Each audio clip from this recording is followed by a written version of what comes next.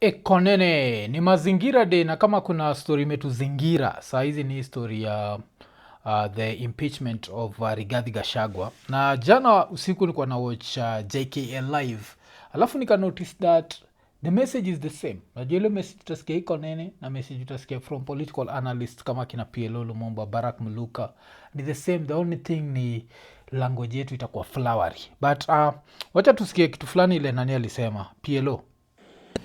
You see, Jeff, when there is a marriage of convenience which is not underpinned by ideals which are in the best interest of the nation, then you get where you get. And this is the tragedy of our country, that our country is not a country where people enter into arrangements which are in the best interest of the country. These are marriages of convenience which are transacted for very transient things. And when that happens, when one has gotten the animal that they were hunting, then they forget that indeed there is a nation to be served. It is Umsejo yoga na kilamikali. So ilikuwa a marriage of convenience, Rigathi Gachagua na William Samoei Ruto. Na kitwaga interesting na history yote ni a lot of people don't know that this marriage was doomed to fail. And I've kept saying this hata saa zingine wanichikinikiwa na kina RAPCHA na Ian and Zach. I keep telling them that this thing was doomed to fail. So ilibidi me go back in time. Nataka kutake back to the thing that made me realize that this so-called marriage was doomed to fail. And apart from that, kulikuwa pia na the fact that that according to Mimi, if you are to ask me, Ruto never wanted Rigathi as his running mate. This is something that he was strong-armed, and a lot of people wanachukua says, the political genius, how can he be forced into anything? How can he? No, he really wanted this thing. And since he wanted it, he was ready to do anything just to get it. And kuna hii video pia ilimetokea ya another person who would also predicted this, na kawasewa Mombasa walikuwa na predict hii story ya hii kitu ko doomed to fail, and they used to say it. Mimi, I'd say this was left in my subconscious. That's why I can remember the few events that preceded what we are seeing right now. But saizi wata tucheki msejo Amason Kingi, who knew the Speaker of the Senate, if I'm not wrong, kuna kitu alisemaga pia juu this whole bottom up thing, and this was before na hizi wheelbarrow na mikokoteni baada ya kura ya mwaka 2022 zitakatika. There'll be no wheelbarrow. There'll be zero wheelbarrow after 2022. Hutaona wheelbarrow ama mkokoteni. Kozi ni chambo cha kutafutia kura. Wajua anafuga kuku pale nyumbani. Si kwamba anapenda sana kuku. Na asubuhi anatoka, anachukua kihindi, mahindi anaanza kumrushia. Si kwamba ana mapenzi makubwa sana. Ana sababu. Na ile sababu kisha yale mahindi anachukua anarejea pale pale alipoyatoa mwanzo. Ndio hizi wheelbarrow. Ndio mahindi haya Ruto. Mtu anakuambia wewe ni kama mimi. Wewe ni hasla kama mimi. Kwa hivyo chukua wheelbarrow. Baada ya kuchukua wheelbarrow anapanda helicopter. Asikia baada ya kuchukua wheelbarrow anapanda helicopter. Wase wengi walikuwa fooled na history ya Ruto na Rigathi najua, and especially of course the fact that Ruto pia alikuwa anatumia Bible ilifanya wase wengi sana wakaingia box. But hatubongi juu ya wase kuingia box, tunabonga juu ya why this marriage was destined to fail, and why I'm always wondering like why is no one talking about this. So acha ni kutake back in time, na kutake back in time to 14th of May 2022. On 14th of May 2022 there was a rumor going round that Kithure Kindiki was going to be named as the running mate wa Ruto. And then I remember nikuwa na watch news, because watching news ile casually, I just watch like a few headlines here and there. I never take it that seriously. And I remember like this specific time nikisikia wasa na chant kitu na nashindwa like what the fuck are they talking about.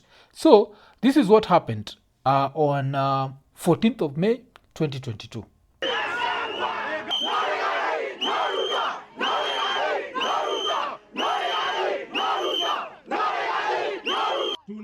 ya kwamba wabunge wakiongozwa na mheshimiwa, hata sio mheshimiwa, huyu jamaa wa huko Kikuyu anaitwa Kimani Ichung'wah, na alikuja akaamukia huko Karen leo.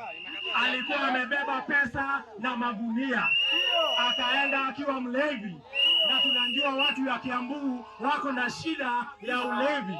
Akaenda akaambia Deputy President ati lazima wao kama wabunge wapige kura. Tunataka kumwambia hivi Kimani Ichung'wah, na usikilize vizuri, usicheze na watoto wa Mau Mau. Tunavuata Rigathi Gachagua. Hapa tulikuwa tumekuja kutoka asubuhi tukigojea our Deputy President, His Excellency William Samuel Ruto, ata announce mwaniaji wake ama mtogo wake wa kiti kia August 2022. Macheki. So kulikuwa na hii no Rigathi no Ruto. So this happens during the day. And I remember nikicheki hiyo vile nakwambia sikuwa najua Rigathi Gachagua nini, na usibaki umejaa na mimi like how did you know him, but of course I still follow news because ilikuwa I was already a podcaster and talking about politics. It's something imeniingiza in trouble because kuna kwa buda hakuna kitu yote unajua. Okay, sawa buda, si unajua, endelea, sawa, bye. Okay, so let's go back to 14th of May usiku. Nilikuwa na watch miwaga na msa kulala late kabisa, so kukakuwa na breaking news, na and this breaking news of course mse alikuwa anatupatia this breaking news alikuwa Hussein Mohamed.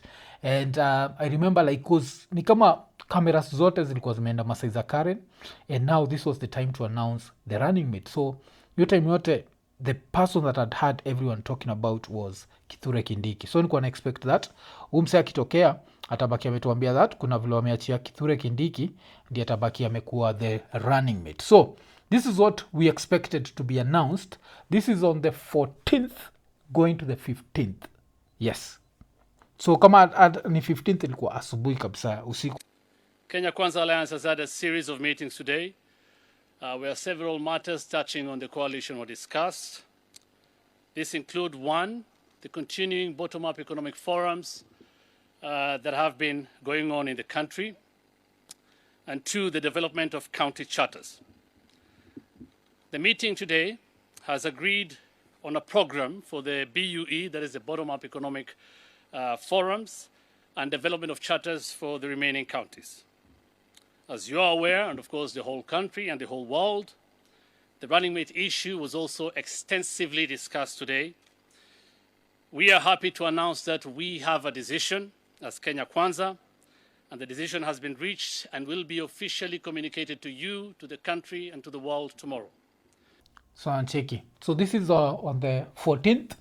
Hii tayari ilikuwa ishapita saa 6, so ilikuwa the 15th, but tunajua vile susemaga tomorrow cause tuna count days na daylight. So the next day now kukakuwa na the anticipated press conference, and you don't have to be a body language expert to see that Ruto was not happy doing whatever was happening. Ulikuwa chikitu Ruto nika alikuwa zile za sasa ufala, mimi sijisikii na ufala, lakini sasa ni kama ameniforce na ufala, so lazima nibaki tu nimedui hii story. So alikuwa hapo anakaa ameboeka, anasoma. Ukiangalia hapo kwa background na cheki Murkomen ukiangalia sura ya Murkomen pia unacheki amekaza sura. Unacheki wa Mushomba, unacheki mse mwingine alikuwa ameget away na mada, so akahepa alafu akabaki amerudi. Alafu unabaki umecheki nani tena. So watu walikuwa unacheki Jagwa pia alikuwa hapo. Kila mtu alikuwa, but if you look at Ruto, and you don't have to be like this body language expert, lazima ucheki like alikuwa na read statement na alikuwa zile 50-50, and I think with this nile alikuwa na feel like I've been strong armed into this, and no one strong arms William Samoei Ruto, the political genius. So wacha tusikie vile alibaki ameannounce Rigathi. The Deputy President under the Kenya Kwanza Alliance will also perform real duties that will be assigned to him by the President. I say this because it is important that every constitutional office must work for the people of Kenya. Ladies and gentlemen, that good Kenyan, my friend, whom I have worked with, especially on the economic model that now has famously been referred to the bottom-up economic model. And we started that journey together. He understands people issues. He is passionate about ordinary people. My friend, I present to you the Kenya Kwanza running mate candidate, my brother and friend, Riggy CASHAPP.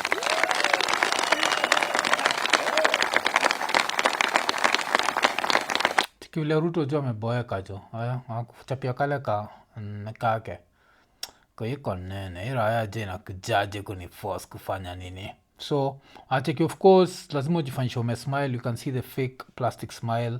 Unzabaki umecheki hakuwa happy, he's just clapping zile za kuaccept. But Gachagua mwenyewe vile alitokea, of course you can hiyo video pia unzabaki umecheck out, alitokea kama amebambika kabisa. But I think in the back of mind ya Ruto ilikuwa like ameni blackmail, na since ameni blackmail, sawa, I'll take it, but we shall revisit.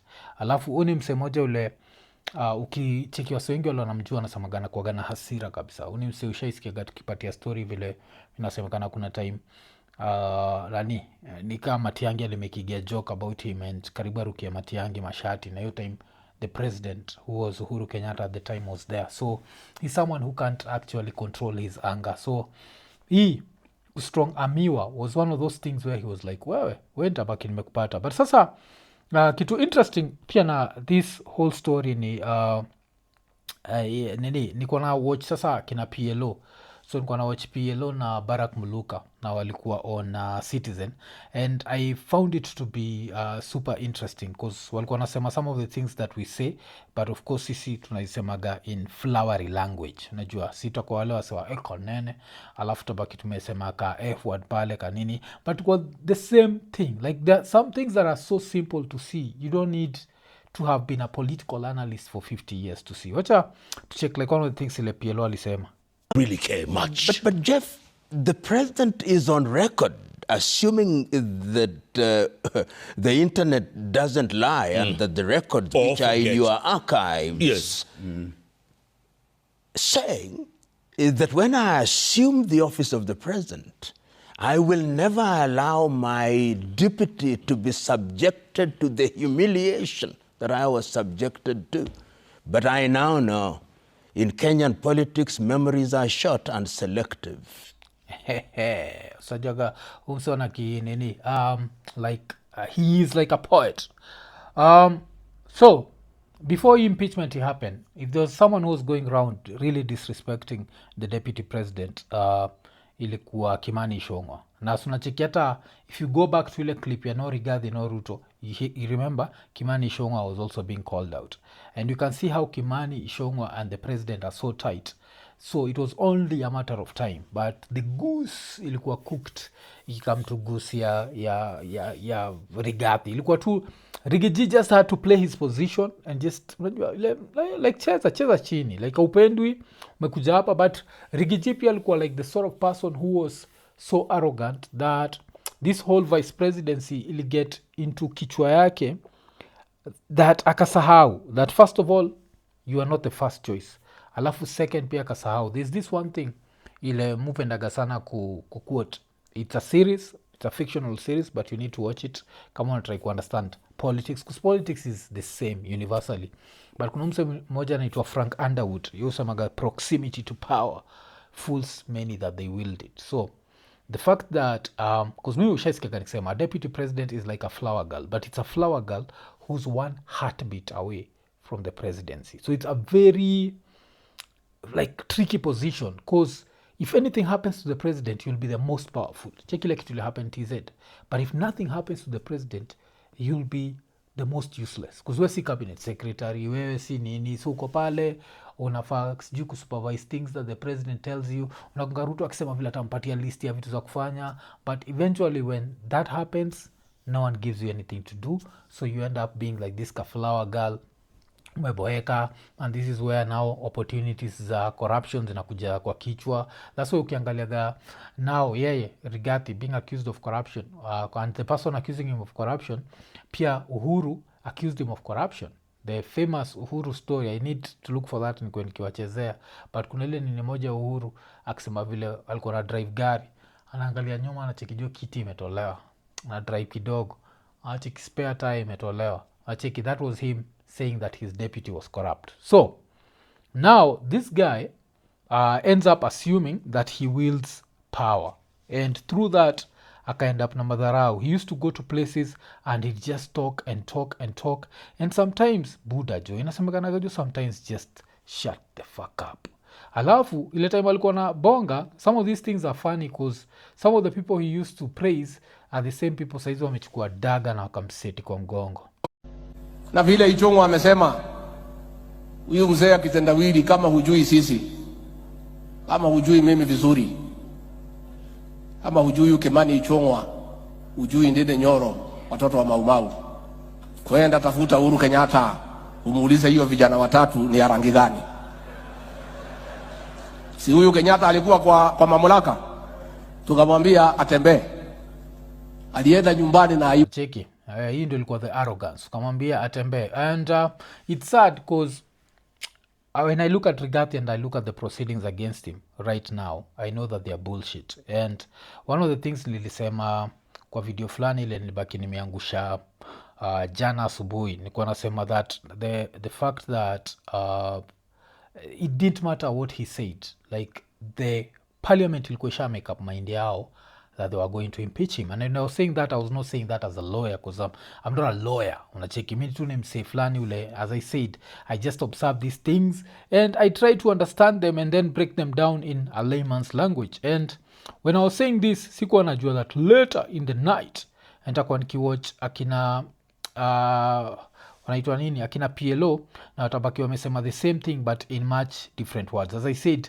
my language can get flowery. So this is what nilikuwa nimesema in the morning, and then tutasikia kile PLO alisema. But when all is said and done, when I think about this whole story, kile neza sema ni Gachagua actually defended himself, and he not only defend himself, he defended himself very well, but Parliament came there knowing they were going to impeach him. So there was nothing that he was going to do or say that was going to change whatever they were thinking about this whole thing. Cheki, so mi kwa nasema that say his goose was cooked. By the time alikuwa nafika hapo, alikuwa sha make up mind yao. And it's a sad state of affairs because when you think about it, hii kitu inafaa kuwa kitu unaishia pale, unabaki umejitetea, alafu after ujitetee unasikizwa, alafu kama whatever you said makes sense, unabaki umeforgiviwa. But now you have a parliament that the president just controls.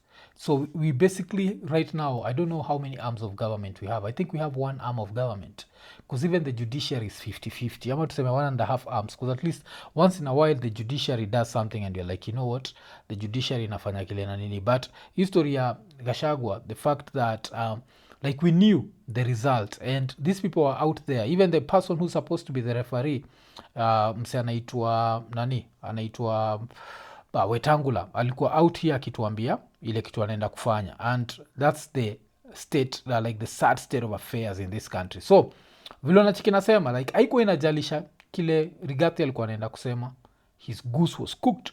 Acha tusikie kile PLO alisema.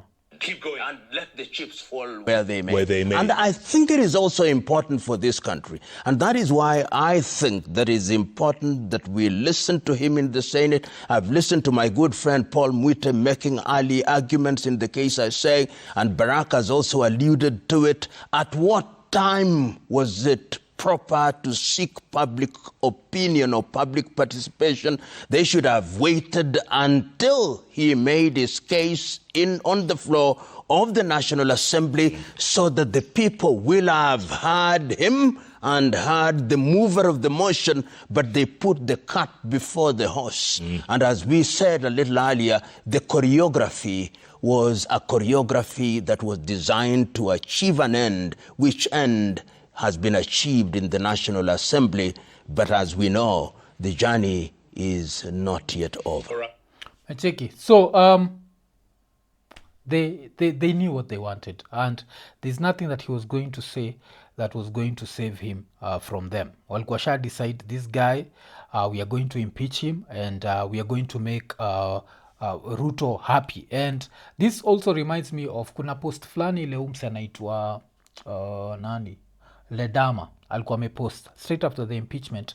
Ledama is a senator, alibaki ametag Ruto akasema we can never fail you or something close to that, and then eventually he deleted it and claimed that he had been hacked. But that also shows you what's going to happen with the kitu tenda ku happen with the Senate, where this guy, yes, he keeps fighting, but even in the Senate his goose is cooked because of these motherfuckers. Wacha tusikie kile Baraka alikuwa anasema juu the same thing. He came out on Monday, he spoke, he made his statement, and by the time he was getting to the National Assembly, he had accumulated a reasonable fund of sympathy and empathy from right-thinking Kenyans. The best thing he could hope to get out of this whole exercise is to clear his name. And in my view, to the best possible extent, he has cleared his name. Cheki. So yeye kapia mimi nikisema he did a very good job, na alibaki ameclear jina yake, because you could see like he could explain everything. Were the stories about their brother yake ish, yes, there's always that, but if you look at mse kama Ruto and we look at how much Ruto is worth, hii story ya 5 billion should not even, najua ni kitu ile. And this, we are not saying this because we are trying to justify corruption, but we're just saying that if you're going to impeach someone, at least impeach them on grounds that make sense. So hapa ndio nilikuwa nasema just stories of flowery language. So kuna kitu fulani ile Jeff alibaki ameuliza, alafu utasikia the answer that Barack gave. I don't know which. You look at, I don't know what you were watching, Barack. I don't know what you were watching. 282 people. It doesn't matter if you are talking about voting automatons that are mobilized Muppets that are sitting on the strings of the puppeteer, and he's pulling the strings, and people who have been saying that I'm not going to vote yes are voting yes. Did you just call them Muppets? Yeah, of course, they're Muppets or puppets. And there's You know, I take it. So they are Muppets, they are puppets, and there's a puppeteer. And of course the puppeteer tunajua ni William Samoei Ruto. And that's what he said. But Mimi, like earlier in the morning, I'd talked to the same people, and I told them what I thought about them. Because it's very sad kuona wase wale, like they don't have like just an opinion, just have free thought. Like unaweza tumia brain yako ubaki umeona hakuna haja ya ku fight every battle that the president sends you to. If the president has beef with the deputy president, let them go through the term the same way ye mwenyewe na Uhuru ali go through the term. Because don't forget, inasemekanaga Uhuru na Ruto walikosana in the first term, but remember Uhuru played it down mpaka wakabaki wamemaliza. So what message did I have for these 281 motherfuckers? Motherfucker. Fatherfucker. Friendfucker. Sisterfucker. Yes, hiyo ndio kitu nilikuwa na feel juu say like and it's a very sad state of affairs that we may reach a point where right now we basically don't have the legislative arm, and this arm is going to do everything that the executive wants, and we are going to reach a place ingine ile wataanza kupitisha laws, because don't forget the opposition has already jumped into bed na say and itaendelea tu kuwa the same bullshit. And kuna watu watadanganywa that Gachagua is the biggest enemy, and now we are waiting to see like what happens next week on Thursday. But as I said, there's that Nini that leaked. Kuna hiyo message ili leak, and the message that leaked was Ledama akiambia president that they can never fail him. And don't forget that Edama was one of the people who was with Ruto. Ilikuwa yeye na yeye, Joho, Raila, yes, walikuwa huko. And I think hii time yote walikuwa na plan. And now what I don't know is the vice presidency going to maintain in central ama wanaenda kuitake away from central, because there's also the other idea of them thinking like they're going to set up the broad-based government, and with the broad-based government they're trying to see beyond central province, and they feel like wakiwa na mse kama Raila on their side, since according to mse alikuwa anatupatia hii story, they know that Raila knows how to win elections but he just doesn't know how to get power. Na wenyewe wanajua how to get power and how to keep power. They are guaranteed to get power. So what's going to happen? What I know is we need to stop complicating things, because I feel like Upper Kenya, it reaches a certain level where we start complicating things and we make these things look like very complicated, and things are not as complicated as they are. Like there's another thing that I talked about kwa one of the podcasts, and I was talking about the fact that when you look at Ruto and you look at the Adani deal, you can know that Ruto is involved in this Adani deal.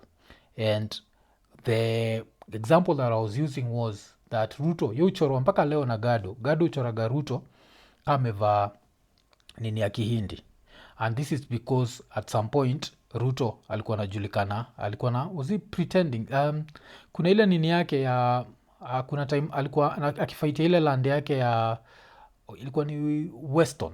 Yes, like one of the owners wa Weston was an Indian, and we came to discover that Indian was Ruto. So this is something that I'd said about Ruto. Alafu baki umecheki hizo majina sijui Masing manini, he's one of those, because hakuna vile ataachia wife wa David D na yeye mwenyewe haiko hapo like involved fully. Macheki hizo Masing yeye iko hapo. So nilikuwa nasema the way if you see a name like Singh na iko pahali, jua tu hiyo ni Ruto, like tunamjuaga. And me of course nikisema naisema online, but now there are people who get the opportunity to say the exact same thing but now on national TV, and the message is clear. Tunajua vitu za Ruto. Wewe utakuwa hapa nje unajidanganya that umse sijui amedu nini, umse hajui whatever is happening, aiki tu ni Wahindi au Wahindi wanakamin kutuokoa, but nah. Adani may have an Asian face, but Adani is a Kenyan. Adani sits somewhere in powerful places in this country. Otherwise, Adani would have run away by now. We say of the burglar that he comes, he breaks the window, he tries to come in, and he doesn't manage. You see him before he breaks through the window, he runs away. But who is this Adani who cannot run away? Yeah. Yes, who's this Adani who cannot run away? And there's only one Adani, and that Adani is William Samoei Ruto. And yes, so this was a very interesting nini kusikiza jana usiku. As I said, yet of course we'll say the same thing, and we'll say it with flowery language. I won't call them puppets, I'll call them clowns, because most of them are clowns. Kuna msepia alikuwa ananizushia online akisema sijui the average Kenyan voter is sharp. No, the average Kenyan voter is not sharp. This is someone who will put tribe over his own interests. Unemse atajua as long as umse leader wake yuko sawa, ya jali that hana hospitals, hajali that hakuna hakuna shule, hajali that hana stima, hajali that hana access to internet, and internet nowadays is education in itself. So that's the average Kenyan. And yeah, tutaendelea kufuatilia hii story. I'm looking forward to next week on Thursday. I think Gachagwa's goose is cooked, as I keep saying, but I think that it's going to even get more interesting ile time watu wataenda hapo wameenda nini, wataenda hapo wameenda court. And now I'm going to see, will the court still behave the same way as the easy parliament, both Senate and Parliament, like ama kuna vile court itakuwa different na itabaki imesema yes, it's good to impeach someone, but impeach someone based on real stuff. Don't impeach someone claiming that this person is breaking all laws, breaking what? And at the same time, kwa the same parliament, you can actually see Didmas Barasa wearing that red hat of his, and that red hat iko dyed in blood. Najua your red ni ya damu. That's one of the ironies of life. So this guy alishoot an innocent Kenyan. You walk around anaingiaga State House anashakiwa mkono, but this other dude who used to be a DO is the worst person that we've ever seen. You know, that's where the problem is. So yeah, kama kawa vile nimesema, ama MP tutaendelea kuwa cheki na mtaendelea kujichocha, lakini kitu moja msisahau kuwa in 2027 wengi wetu tutaamka asubuhi, na tukiamka asubuhi message yetu itakuwa very simple. Motherfucker. Fatherfucker. Friend fucker.